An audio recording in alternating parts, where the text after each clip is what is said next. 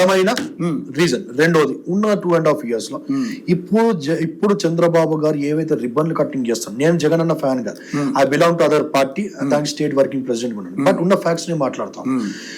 ఆయన పూర్తి చేసిన, ఇప్పుడు నేను ఎక్కువ నెల్లూరు వెళ్ళి వస్తా ఉంటాను, నెల్లూరు దగ్గరనే రామపాడు ఏదో ఉంది, బీచ్ ఉంది, అక్కడ ఏదో పోర్టు కడతా ఉన్నారు. పోర్టు కట్టుంటే మామూలు విషయమా? అది ఓపెనింగ్ వచ్చింది. కాకినాడ పోర్టు కానీ రకరకాలుగా మీరు చూసుకుంటే ఆయనకు ఉన్న కొద్ది లిమిటెడ్ టైంలో 2 years 2.5 years ఆయన చేసిన పనులను ఇప్పుడు రీఓపెన్ అవుతా ఉన్నాయి. ఇప్పటికిప్పుడు ఈయన చేసింది ఆ పోర్టు నిర్మాణం అంటే మామూలు విషయం. ఇప్పటికిప్పుడు కదా ఆయన మన స్విట్జర్లాండ్ వెళ్ళి అక్కడ ఏదైతే ఇక్కడ నుంచి కేటీఆర్ గారు జగన్ గారు వెళ్ళారు, మనం చూసాం. అక్కడికి వెళ్ళి ఐటీ ఏమంటారు జెనీవాకి సంబంధించి జెమినీ ఏదో ఉంది, అక్కడికి వెళ్ళి వారు మీటింగ్స్ కానీ ఐటీ వాళ్ళు తేవాల్సిన ఇన్వెస్ట్మెంట్స్, వారు తేవాల్సిన కంపెనీస్ అన్ని అయిపోయినాయి. ఈ టైంలో చంద్రబాబు గారి టైంలో అవన్నీ ఇంప్లిమెంట్ అవ్వడం స్టార్ట్ అయింది. అవి లేకుండా 49% ఓట్ బ్యాంక్ ఎట్లా వస్తుంది అంటారు. అందుకే అంటున్నా, జనసేన ఒక్క సీటు కూడా గెలవలేని జనసేన లాస్ట్ ఒకే ఒక సీటు రపాక ఆయన ఒక్కడు రాజోల్ ఎమ్మెల్యే ఒక్కడే గెలిచాడు. అలాంటిది ఈ రోజు వరప్రసాద్ 18 సీట్లు గెలవటం, వారదలో 2 ఎంపీలు కావటం, బీజేపీ 2-3 ఎంపీలు కావటం, ఇవన్నీ నమ్మశక్యంగా లేవు. నేను అందుకే ఏమంటున్నాను, ఈవీఎంలు ఖచ్చితంగా చేశారు, ప్రజలు మాట్లాడుతున్నారు, బయటకు వచ్చింది. అందుకే నేను ఈ పక్క రాష్ట్రాన్ని ఎగ్జాంపుల్ గా చూపెట్టాను. మోడీ రాజకీయాల్లో ఏమన్నా జరగవచ్చు ఇందాక మీరే అన్నారు. ఎందుకంటే బీజేపీకి ఇక్కడ ఎన్ని సీట్లు గెలిచినాయంటే పెరుగుతుంది, గ్రాఫ్ పెరుగుతుంది అన్నారు. మరి అదే విధంగా జనసేనకి ఎందుకు పెరగకూడదు? ఎందుకంటే జనసేన ఇంకా 10 ఏళ్ళు వాళ్ళు ప్రజాక్షేత్రంలో తిరిగారు. అంటే జగనన్న పాదయాత్ర చేసేది సీఎం అయిపోతే మరి వాళ్ళు కూడా 10 ఏళ్ళు ప్రతిపక్షంలో ఉండి అసలు ఒక్క సీట్ 2 చోట్ల పోటీ చేసినా కూడా గెలవలేక పవన్ కళ్యాణ్ చాలా ఇబ్బంది పడ్డాడు. అయినా కూడా వాళ్ళని పార్టీని బలోపేతం చేసుకోగలిగాడు.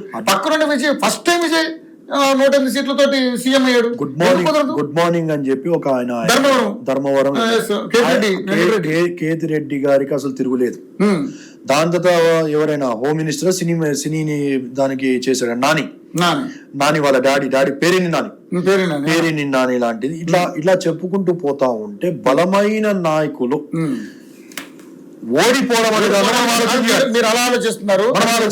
ప్రజల్లో వచ్చిన వ్యతిరేకతను ఎందుకు ఆలోచించట్లేదు? ప్రజల్లో ఎక్కడ లేదు. అందుకే అంటున్నా, గ్రౌండ్ రిపోర్ట్ కి వెళ్ళిపోతే బీజేపీ అనేది ఎవరికి తెలియదు, మోడీ అంటే ఎవరికి తెలియదు, ఆ కమలం గుర్తు అంటే ఎవరికి తెలియదు. అట్లాంటిది బీజేపీకి ఎందుకు వేస్తారు? ప్రజలకి తెలిసింది 3 పవన్ కళ్యాణ్ గ్లాసు, జగన్ అన్న ఫ్యాన్, చంద్రబాబు గారు సైకిల్, 3 వేస్తే 3 నెయ్యాలి. బీజేపీ ఎక్కడి నుంచి వచ్చిందంటే నేను బీజేపీ అసలు ఎక్కడ లేదు, ఎవరికి తెలియదు కదా. బీజేపీ అంటేనే తెలియదు. ఊరుల్లో అసలు ఎక్కడన్నా మొత్తం ఆంధ్ర మొత్తం ఊరే కదా. ఒక విజయవాడ తప్ప, ఒక కర్నూలు, నెల్లూరు తప్ప, అట్లా చిన్న సిటీస్ తప్ప మీతో ఆంధ్ర మొత్తం విలేజెస్ కదా. ప్రాపర్ లైట్స్ కూడా ఉండవు. నేను రెగ్యులర్ గా ట్రావెల్ చేస్తుంటా, ప్రాపర్ రోడ్స్ ఉండవు, మొత్తం ఇలిటరేషన్ చాలా ఎక్కువ కనబడతా ఉంది. అలాంటిది బీజేపీకి వెళ్ళేస్తారు ఎక్కడో ఢిల్లీలో కూర్చుని ఆయనకి క్లియర్ గా అక్కడ. అందుకే నేనేమంటా ఉన్నా అంటే 100% అది కూడా చెప్తాను, ప్రతిసారి గెలుస్తారు. ఇప్పుడు కూడా వాళ్ళు గెలుస్తారు. మోడీ గారు ఎవరిని గెలిపించుకోవాలంటే వాళ్ళని గెలిపించుకుంటారు. దానికి ఎగ్జాంపుల్ నేను పక్కన ఆంధ్రాను చంద్రబాబు చెప్తాను. చంద్రబాబు అంటే మన సబ్జెక్ట్ డివైడ్ అయితే చంద్రబాబు గారిని గెలిపించుకోవాలనుకున్నాడు కాబట్టి చంద్రబాబుని గెలిపించుకున్నారు. తెలంగాణకు వస్తే ఇక్కడ బలమైన నాయకుడు అంటే ఇదంతా నేను చెప్తే గానీ ఈ క్వశ్చన్ కి ఆన్సర్ రాదు. Give me 2 minutes of time.